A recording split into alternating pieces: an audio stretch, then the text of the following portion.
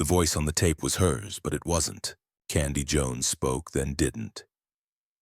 The register dropped, the vowels hardened, the air itself seemed to obey a different master. "My name is Arlene Grant," said the same mouth, now inhabited by someone else. The reel kept turning, a soft mechanical heartbeat bearing witness to a mind split by design. In that sound lay everything America didn't want to admit about itself. December 1972. A brownstone apartment in Manhattan. Candy Jones sat across from her husband, Long John Niebel, under hypnosis for the third time that week. He'd been trying to help her with chronic headaches, unexplained blackouts, periods of missing time she couldn't account for. But when she went under, something else emerged. Someone else. The voice dropped lower, harder, efficient. Words clipped like military orders. "I work for the Department of Defense. Candy doesn't know about me. She's not supposed to remember." The tape kept rolling. Over the next 4 years, Nabel would record hundreds of hours. Candy's voice shifting between personalities, recounting impossible things. Training at CIA facilities. Hypnotic programming. Torture disguised as patriotism. Missions she carried out in altered states, ferrying documents and information while her conscious mind believed she was on modeling assignments. A split so complete that one woman lived 2 lives in the same body, neither fully aware of the other. They called her Candy. She used to be someone else. Or maybe she'd always been everyone else. The blonde beauty selling war bonds, the face of American optimism, the perfect cover for operations that required someone forgettable enough to be everywhere and nowhere at once. The kind of woman people looked at but never really saw. By the time the recordings went public in 1976, Candy was 50 years old, famous again but for all the wrong reasons. Not as a model or businesswoman, but as the woman who claimed the CIA had fractured her mind, turned her into a sleeper agent, made her forget her own life. Some believed her, most didn't. But everyone asked the same question. If it was true, who else had they done this to? And if it wasn't true, what had broken her badly enough to believe it was?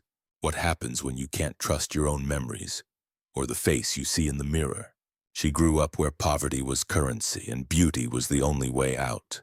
Born Jessica Arlene Wilcox on December 31st, 1925 in Wilkes-Barre, Pennsylvania. She entered the world during the final gasp of the Jazz Age, just before the Depression would remake America into something harder, more desperate. Her father left when she was young. Her mother worked multiple jobs, barely keeping them fed. Jessica learned early that survival required performance, that you could be poor but you couldn't look poor, that appearance was everything when you had nothing else. She was tall for her time. Nearly 5'9" by age 14, all legs and awkward angles. Kids at school called her Olive Oil after Popeye's gangly girlfriend.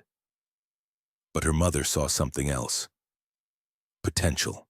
Height was an asset in modeling, and modeling was a ticket out of Pennsylvania coal country. Away from factory work and failed marriages and all the dead ends that working-class girls inherited like genetic disease. Her first lesson wasn't how to pose, it was how to become whatever people needed to see. At 15, Jessica took the bus to New York City with $30 and a letter of introduction to a modeling agency her mother had somehow secured. The city terrified her. Too loud, too fast, full of people who moved like they knew exactly where they were going.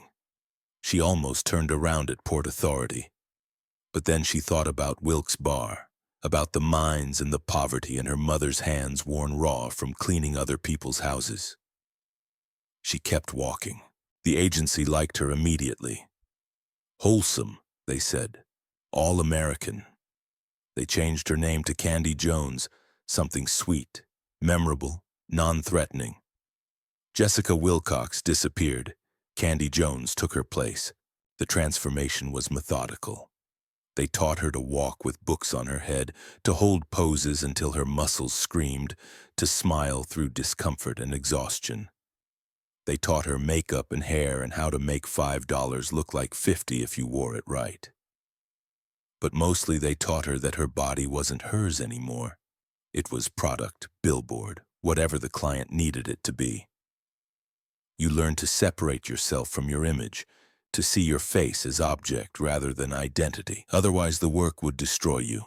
Could this early training in dissociation, learning to be someone else, have made her perfect for what came later? By 1943, at 17, Candy was working steadily.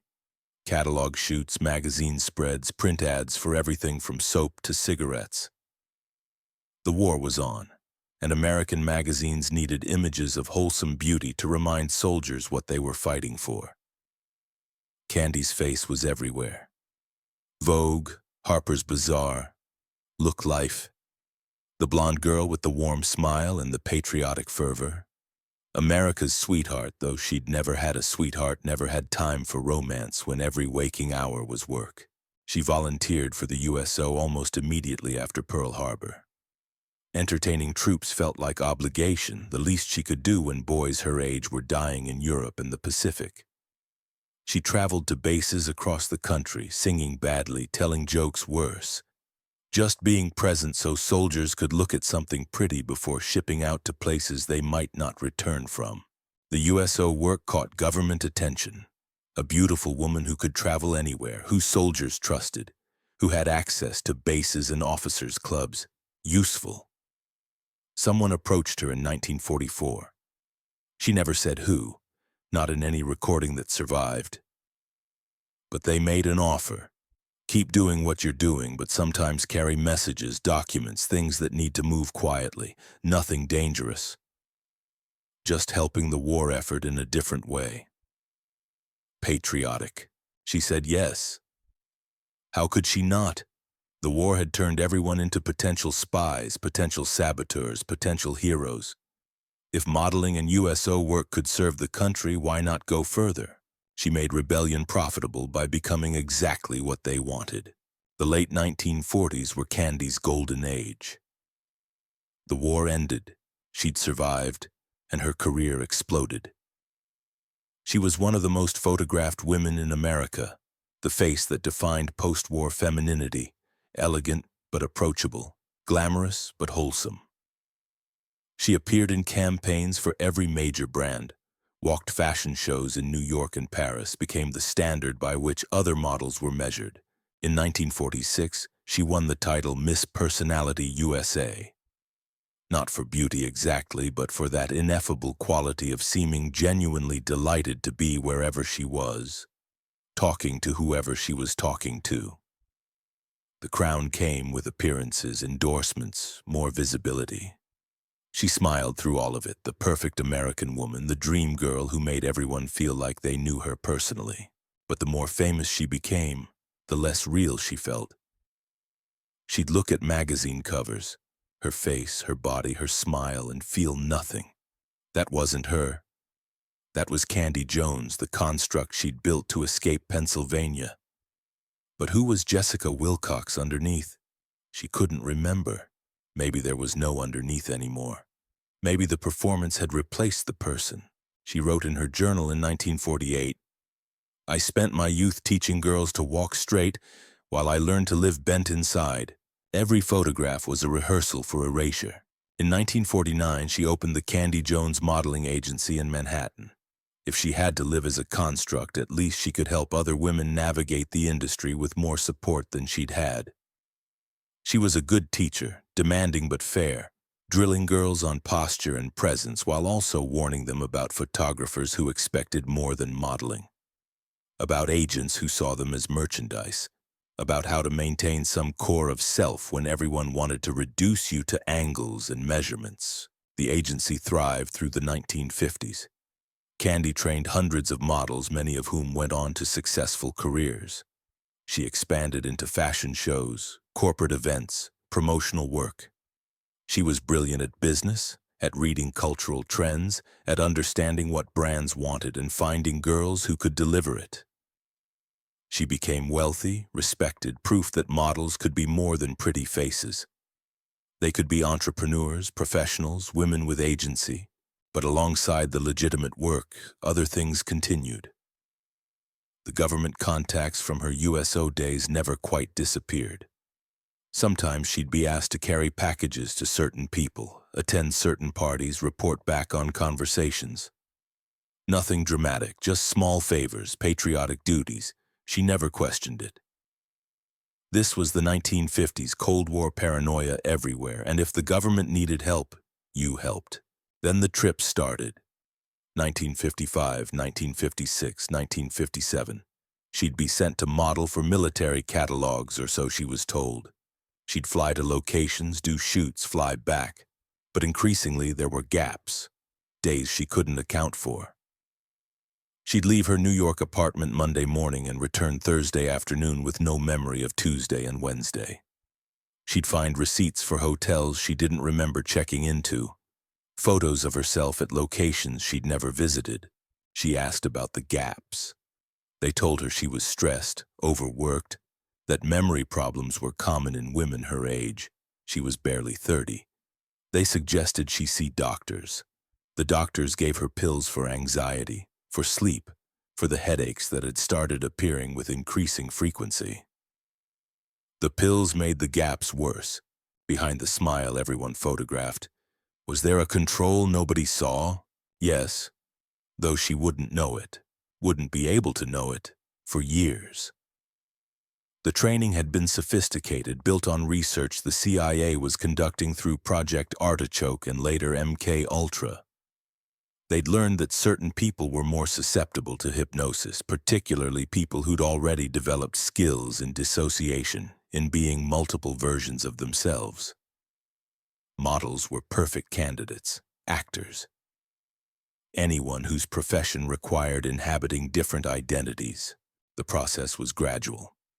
First, inducing trance states through drugs and hypnosis, then deepening those states until they could create partitions in consciousness. One part that lived normal life, another part that could be activated with trigger words or situations. The second personality wouldn't have the moral qualms of the first, could be trained to do things the conscious self would refuse, and when deactivated, the conscious self would have no memory of what the other had done.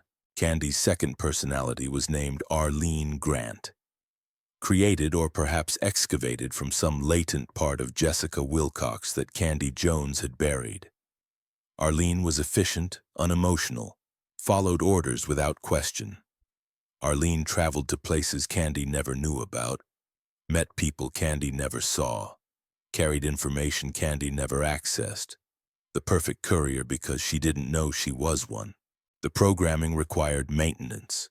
That's what the trips were. Returning to facilities, she later claimed Langley, among others, for reinforcement, for ensuring the partitions held, for dealing with any bleeding where Arlene's memories might leak into Candy's consciousness.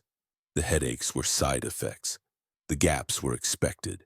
The pills helped suppress integration, kept the personalities separate. But human minds aren't machines. They resist division, seek wholeness. By the early 1960s, Candy was having episodes, moments where she'd wake up in strange places, wearing clothes she didn't recognize, holding objects she didn't remember acquiring. Once she came to in a Washington, D.C. hotel room with a briefcase handcuffed to her wrist. She had no idea how she'd gotten there or what was in the briefcase. She stopped taking the pills. The episodes got worse. Or maybe they got better. Maybe for the first time she was starting to remember what she was supposed to forget. The headaches became migraines. She'd lose entire days, find herself on planes to cities she'd never intended to visit. Her business suffered. Friends noticed she seemed fragile, paranoid, not quite present. In 1963, she married Harry Conover, a modeling agent she'd known for years. The marriage was brief, loveless, a desperate attempt to anchor herself to something normal. It failed. They divorced after a year. She felt herself fragmenting, unable to maintain even the basic fiction of relationship when she couldn't trust her own continuity of consciousness. When control becomes invisible, how do you even know you're trapped? The answer came in 1972, when Candy married Long John Nebel, a radio host famous for his late-night show discussing UFOs, conspiracies, paranormal phenomena. John was kind, curious, genuinely interested in the unexplained. When Candy told him about her blackouts and missing time, he didn't dismiss it as women's hysteria. He suggested hypnosis, thinking maybe they could access whatever her mind was hiding. The first session was meant to be therapeutic. John put her under gently, asking about the headaches, the gaps. But when she went into trance, her voice changed. Dropped an octave, lost its warmth. "My name is Arlene Grant," she said. "I'm a government operative. Candy doesn't know about me." John nearly ended the session right there, thinking it was fantasy, a game. But something in the voice, its certainty, its different cadence, made him keep recording. Over the next session, Arlene told him everything. The recruitment in 1954, the training at CIA facilities, the hypnotic programming that created her as Candy's shadow self, the missions carrying intelligence between operatives, the reinforcement sessions disguised as medical checkups, the torture when she resisted, sensory deprivation, electroshock, drugs that made her suggestible enough to believe anything they told her. Candy, listening to the recordings later, had no memory of any of it.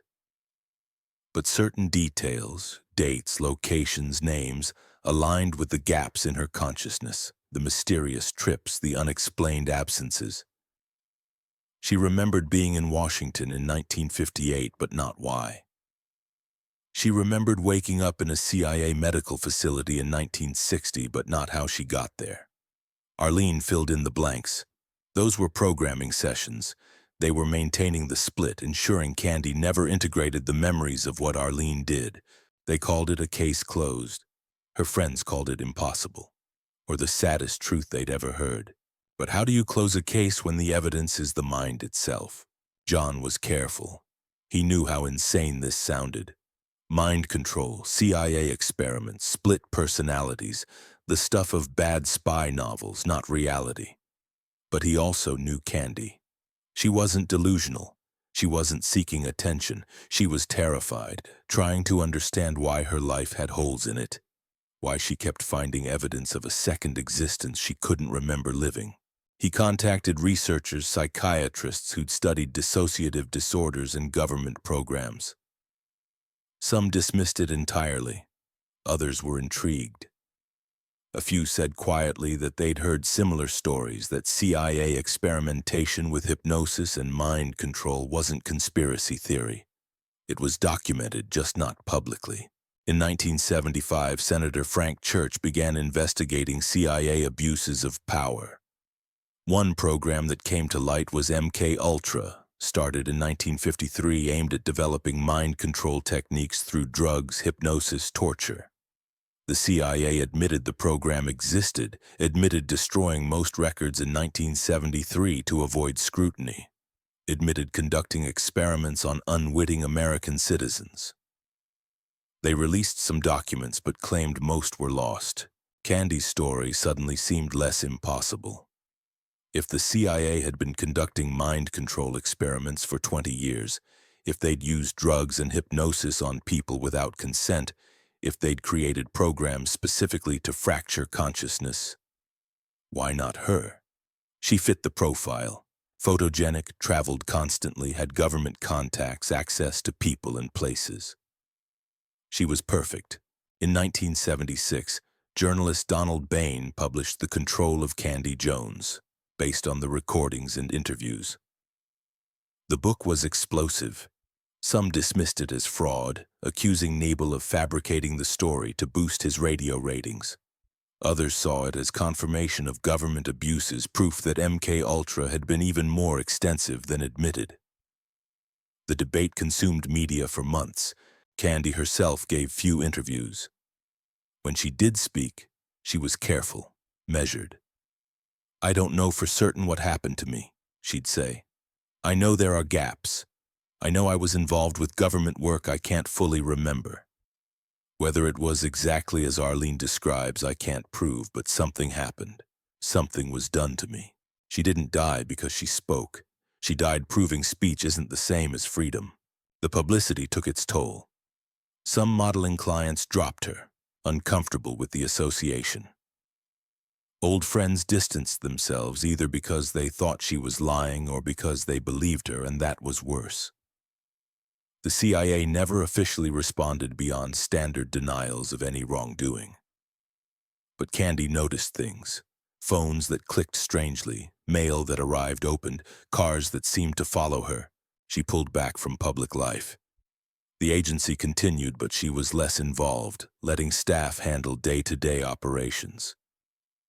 She spent more time at home, doing research, trying to corroborate Arlene's claims. She found some things, travel records that matched, people Arlene mentioned who existed, facilities that had indeed been CIA operations. But nothing definitive. Nothing that couldn't be explained as coincidence or the mind's ability to construct narratives from fragments. They programmed her obedience but not her endurance. The question haunted her. Was she victim or witness? Had they really fractured her consciousness and used her as an unwitting spy?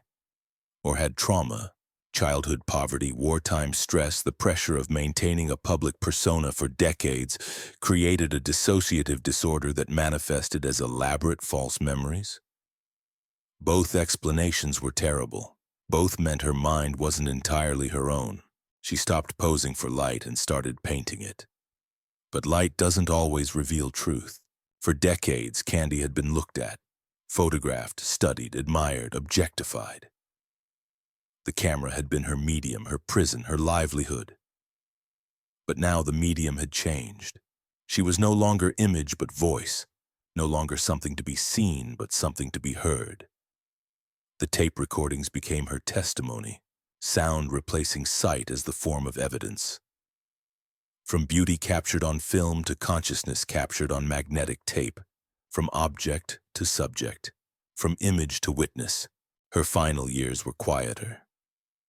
She stayed married to John, the one person who believed her unconditionally, who'd sat through hundreds of hours of recordings, who'd seen Arlene emerge in hypnosis and knew beyond doubt that something genuine was happening, even if he couldn't prove what. They lived simply, avoided publicity, focused on each other, Candy painted, wrote, spent time with the few friends who'd remained loyal. She did charity work for veterans and trauma survivors, drawn to people who understood that memory was unreliable, that consciousness could be fractured, that you could live through things you couldn't quite piece together afterward. She found community in brokenness. Every painting was a prayer that the mind could still be trusted. She worked in oils, abstract pieces that played with fragmentation and wholeness, images that looked like one thing from one angle and something completely different from another. Critics who saw them said they were unsettling, technically proficient but emotionally disturbing. She never tried to show them publicly. They were, for her, attempts to externalize what she couldn't put into words, the experience of being multiple people, of having memories that might not be real, of living in a body whose history you couldn't entirely access. In her journals from this period, she wrote, "There are rooms in my mind I'm afraid to enter, but they're my rooms. Whatever happened there, whatever was done there, happened to me. I want them back." She never got them back, not fully. The programming, if that's what it was, had been too effective, or the trauma, if that's what it was, had been too deep. Arlene would still emerge occasionally under hypnosis, still tell the same stories with the same details. But Candy remained blocked from those memories, able to know them only secondhand through recordings, through John's descriptions of watching her become someone else. On January 18, 1990, Candy Jones died in New York City. She was 64 years old, heart failure officially, though friends said she'd been tired for years, worn down by the work of maintaining a life she couldn't fully remember, of being famous for a story she could never prove. Her death was noted briefly in newspapers. Former model, businesswoman, subject of controversial mind control allegations. Most obituaries focused on her modeling career, treating the MK Ultra claims as footnote or scandal rather than the thing that had defined her final decades. Her heart didn't fail. It finally forgave her for surviving incompletely. After her death, investigators found things in her apartment that complicated the narrative. Letters addressed to Arlene Grant, Department of Defense. An ID card with her photo but that name. Receipts for travel to locations she'd claimed under hypnosis to have visited for operations. Were these corroboration? Or had she created them later, constructing physical evidence to validate memories she wasn't sure were real? The investigative journalist Joseph Cannon spent years looking into her case. His conclusion? Her story is unbelievable, which might be why it's true. The CIA admitted to doing exactly what she described. They admitted destroying evidence. They admitted using unwitting subjects. If they did it to anyone, why not her? But we'll never know for certain. That's the nature of psychological warfare. You can't prove what was done to your own mind. They called it a case closed. But cases involving fractured consciousness never really close. They just stop being investigated because proof is impossible when the crime scene is memory itself. Did this tragic revelation mark her downfall, or simply reveal how complete the control had been? It was both. The public exposure of her story destroyed the life she'd built. The modeling career, the business reputation, the image of capable American woman succeeding through talent and work. But the exposure also freed her from the worst prison, not knowing. Even if she couldn't remember what Arlene remembered, at least now she knew there was an Arlene, that the gaps were real, that she wasn't losing her mind. Her mind had been taken. Some survivors of MK Ultra experiments later came forward, corroborating aspects of Candy's account. They described similar programming techniques, similar creation of alter personalities, similar use of models and entertainers as couriers because they had cover stories for being anywhere. The CIA's own declassified documents confirmed the broad strokes. Yes, they'd experimented with hypnosis. Yes, they'd tried to create dissociative states. Yes, they'd used unwitting civilians. But no document specifically named Candy Jones.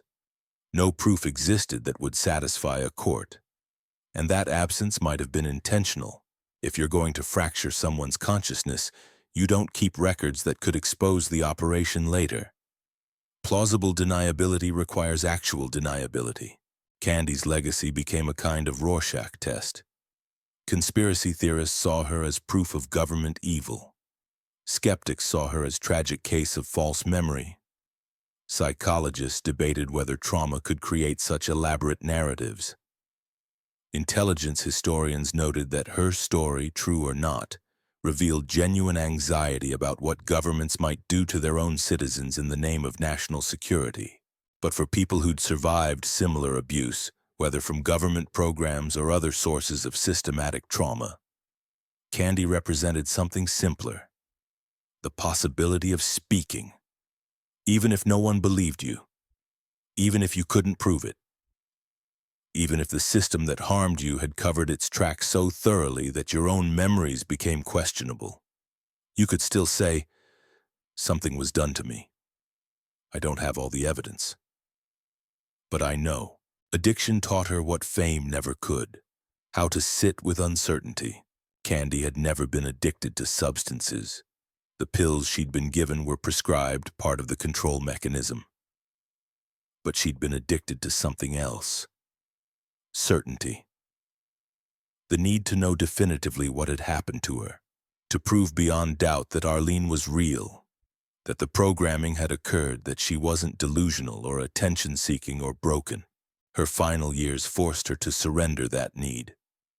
She would never have proof. The CIA wasn't going to admit using her specifically. The documents were destroyed.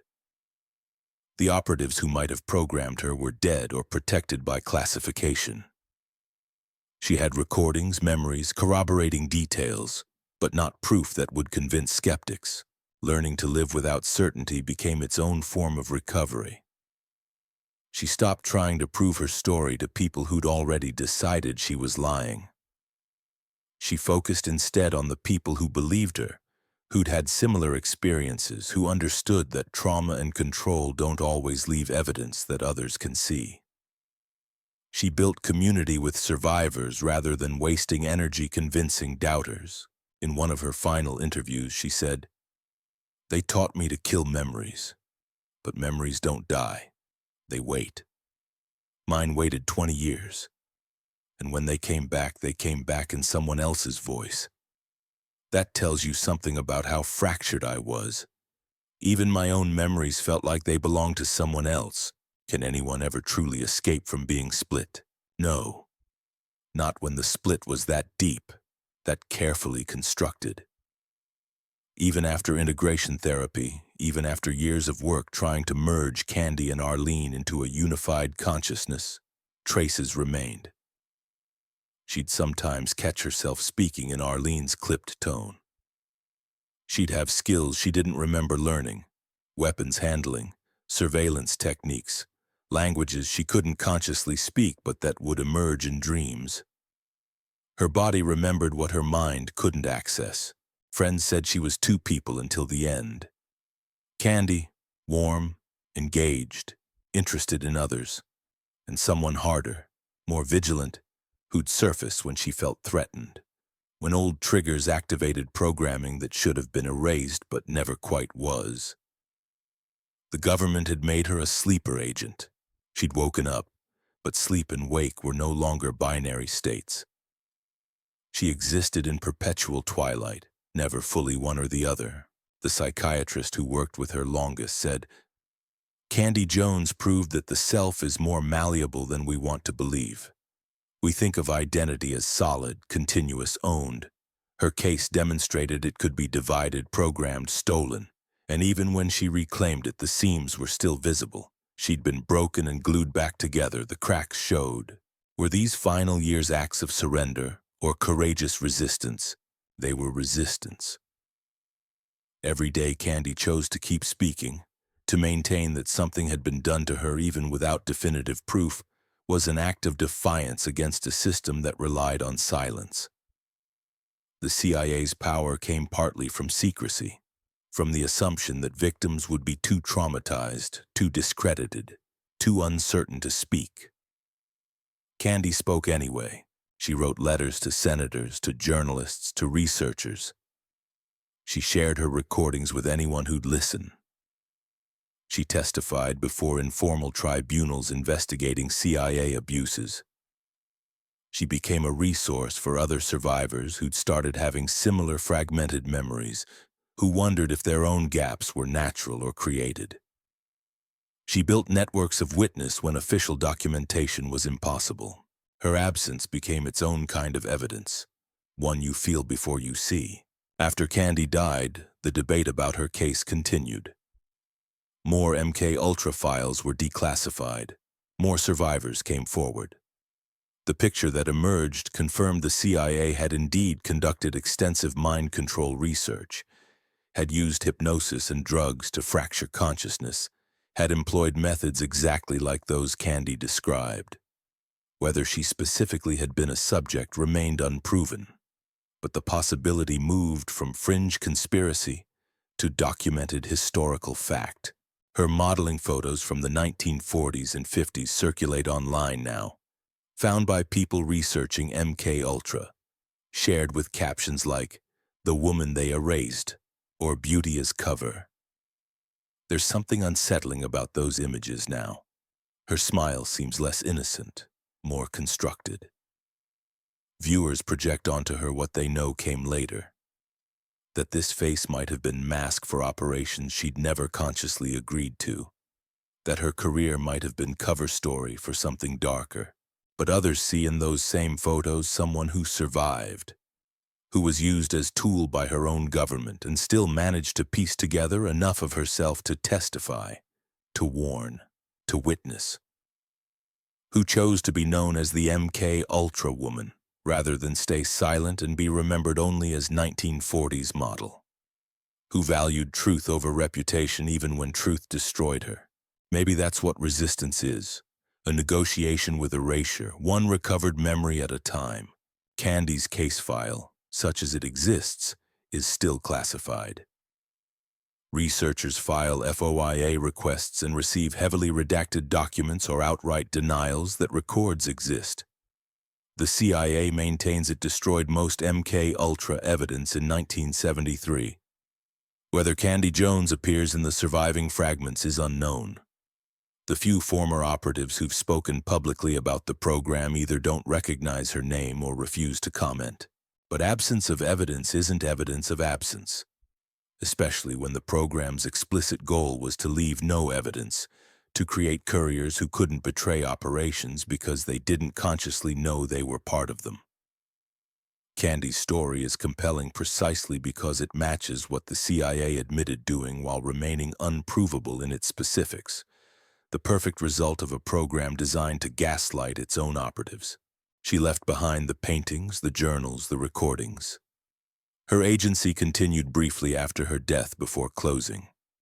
Her modeling photos live in archives, beautiful, unsettling, haunted by knowledge of what might have been happening behind the smile.